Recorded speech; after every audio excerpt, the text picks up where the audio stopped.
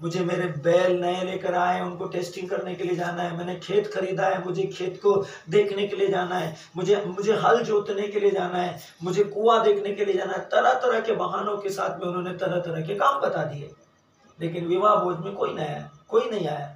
तब स्वामी ने क्या कहा? स्वामी ने कहा, जाओ अपने सेवकों से कहा, जो कोई तुमको भूखा, कंगाल, भिखारी, गरीब, दीन, दुखी, लाचार, पीड़ित, असहाय जो कोई मिले सबको पकड़ कर ले गया। फिर भी जगह खाली थी। फिर स्वामी ने फिर सेवकों को बोला कि जाओ और चौराहों पर जाकर ढूंढो, जो दिखे उसको पकड़ कर लेकर आओ और मेरे महल को, मेरे भवन को लोगों से भर दो। सोचिए, बुलाए बहुत से हैं, चुने थोड़े से, और जिनको उसने चुना है उनको उसने स्वर्गीय बुलाहट दी है। जिनको स्वर्गीय बुलाहट देकर चुना है उनको जिम्मेदारियां दी है। जिनको जिम्मेदारियां दी है उनको उत्तरदायित्वों के साथ में उनके लिए हियाव दिया है। वो प्यासे हैं उन कामों को करने के लिए जो ईश्वर ने पवित्र आत्मा के द्वारा उनको सौंप दिया है। हर बार आप ही इसलिए होते हैं क्योंकि परमेश्वर ने आपको बुलाया है। परमेश्वर सर्वशक्तिमान ने आप पर भरोसा किया है। हर कोई पर परमेश्वर भरोसा नहीं कर सकता, हर कोई पर परमेश्वर जिम्मेदारी नहीं डाल सकता। यही कारण है कि कलीसिया में बहुत सारे लोग होते हैं, लेकिन परमेश्वर के वचन को डरते और कांपते हुए आज्ञाकारिता के साथ में बहुत कम ऐसे लोग हैं जो पूरा करते हैं, क्योंकि वे परमेश्वर का भय को मानते हैं।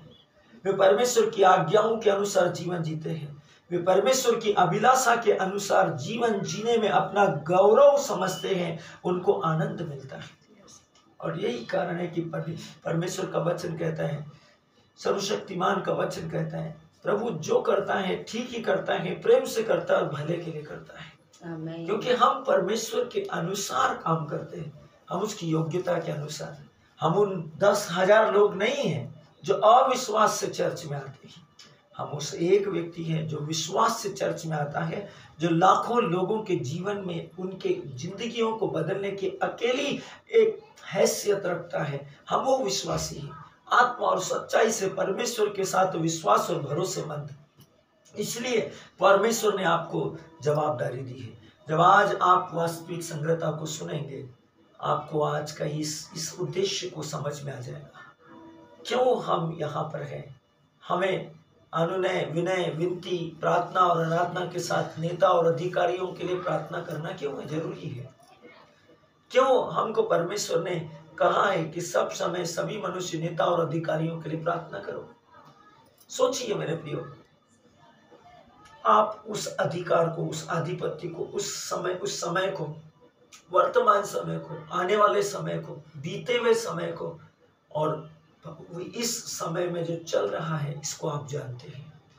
परमेश्वर ने इसके रहस्य और भेद आपके ऊपर प्रकट किए। औरों की आंखों के ऊपर पर्दा है, उनकी समझ के ऊपर पर्दा है। उनको सब अच्छा लगता है, उनको सब कुछ समझ में नहीं आता है, उनको सब कुछ एक जैसा लगता है कि कोई नयापन नहीं है, कोई परेशानी नहीं है, कोई डिस्टर्बेंस नहीं है। लेकिन जब आप आत्मा की आंखों से देखते हैं, आपको पता चलेगा कि गड़बड़ी हो रही है, और गड़बड़ी भारी रीति से हो रही है।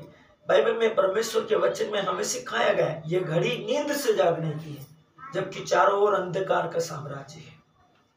नींद से जागने की घड़ी है। हम परमेश्वर के वचन के अनुसार वर्तमान समय के, बीते हुए समय के और आने वाले समय के हालातों को परमेश्वर की आत्मा के द्वारा समझ सकते हैं।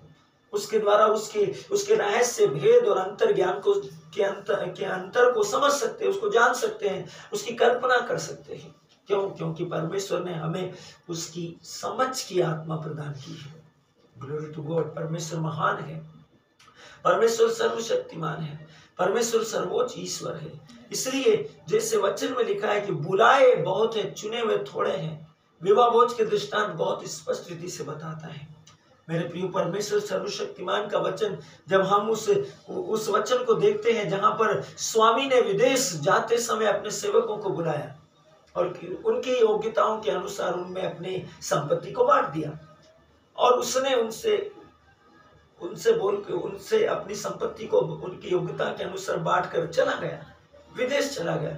अब उसमें से किसी को नहीं मालूम है कि स्वामी कब आएगा, लेकिन स्वामी आएगा, ये सब जानते हैं। स्वामी आएगा और स्वामी ने जो हमें दिया है उसका हिसाब हमको स्वामी को देना है, ये भी सब जानते हैं। सोचिए कि जो ईमानदार थे उन्होंने क्या किया, जो स्वामी के प्रति वफादार थे और उसकी रकम के प्रति उस रकम जो उसने दी थी उसने किया था भरोसा।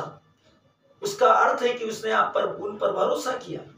उसने उनको कुछ जिम्मेदारियां दे के गया ताकि वो उन जिम्मेदारियों के साथ काम करें, जवाबदारियों को समझते हुए काम करें, उत्तरदायित्वों को समझते हुए काम करें। मसीहत में आप कलीसिया के एक सक्रिय सदस्य, परमेश्वर की कलीसिया है। सोचिए कि कलीसिया मसीह का शरीर है। क्या स्वामी ने आपको कलीसिया कहकर अपना शरीर का अंग बनाकर, क्या स्वामी का कोई शरीर का अंग अपवित्र हो सकता है? नहीं हो सकता है। सोचिए, परमेश्वर सर्वशक्तिमान है। स्वामी ने जब उन्हें दिया तब उन्हें उनके उत्तरदायित्व, कर्तव्य और अधिकार दे दिए कि तुम इसके साथ काम करो, इसके साथ काम करो, इस पर अपने विश्वास को लगाओ, इस पर अपने तन मन धन को लगाओ। पहली आज्ञा यही है, हे इस्राएल सुन, अपने प्रभु ईश्वर को अपने सारे दिल, सारे मन, सारी आत्मा से प्यार कर। उसने तुम्हें जो अधिकार दिया है पुत्र होने का मतलब है कि जो पिता का है वो पुत्र का है। तो जो आपको अधिकार दिया है उसके साथ में काम करो इस विश्व में, जैसे यीशु ने काम किया। मैं अपनी मर्जी से कुछ नहीं करता, जो कुछ मेरे पास है वो मेरा नहीं, वो उस पिता का है जिसने मुझे भेजा है। तो परमेश्वर के राज्य में काम करने के लिए, परमेश्वर की इच्छा के अनुसार काम करने के लिए जो भरोसा किया गया है, जो उद्देश्य दिया गया है, जो आपसे अपेक्षा की गई है, उसके बारे में सोचिए।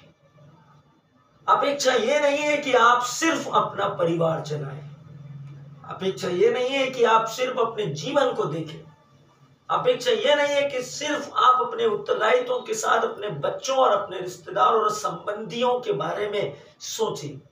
अपेक्षा यह नहीं है कि आप एक अच्छे फ्यूचर, एक अच्छे घर के लिए सोचिए। परमेश्वर के वचन में क्या लिखा है, तुम इस